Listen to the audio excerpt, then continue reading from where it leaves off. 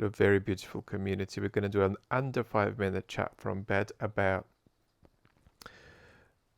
removing caveats put on Ukraine's use of Western systems to target Russian territory, launch sites, military bases, and so on. And there's an enormous amount on several sides of the discussion, conceptual confusion about the issue of red lines. And if and when health allows, I would like to do a main channel video too. If you like, apply some wind to these cobwebs. But as we talk about removing such caveats today, I want to mention three key issues that are worth considering. The first is the limitations of facilitating Ukraine in this way, despite the benefits. The second is Western incapacity. And the third is Western intent. So let's start with the first point that is uncomplex, and that is that the case for removing caveats further is very strong. And indeed, it is likely that more caveats will be removed in the future.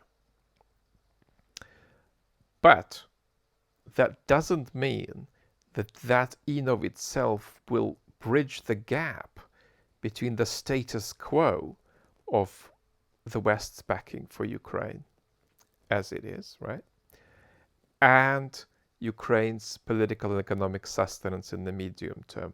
That's not in of itself going to bridge that gap. So you've got to understand that that's not going to be a magical solution, even though the case for it is strong and progress on it is realistic, if not likely. What the details are is to be left to military experts. Second thing to consider is Western strategic incapacity secondary to democratic incapacity.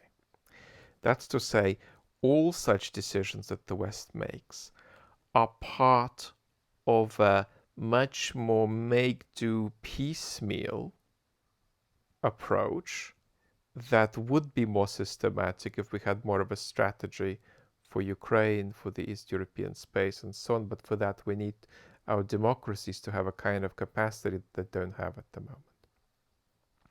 The third thing to consider is Western intent. And it's very important to understand that there is the issue of nuclear escalation management. And it's very important that that issue will always be there in the US's dealings with Russia and China. It can never go away. It can never cease being central indeed. But that's not the only issue.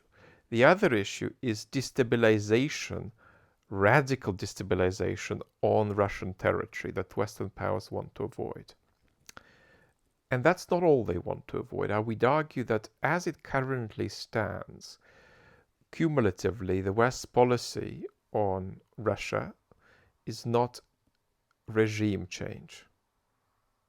That's to say that there's a lot of conservative disposition around the idea that it would be better if Putin wasn't there. This takes us to a very important question that the West really catastrophically dropped the ball on in Iraq. And that's the question, what happens if a regime collapses to the state in that country? Does the collapse of the regime mean the collapse of the state? Could you want the collapse of the regime but not want the collapse of the state and realistically hope that the first collapses but the latter doesn't, right? What was facile in expectation in Iraq was that you can collapse the regime without collapsing the state. But it's important to understand that that relationship is different in every country. So it's inappropriate to go around assuming that every time you collapse the regime, the state's going to collapse.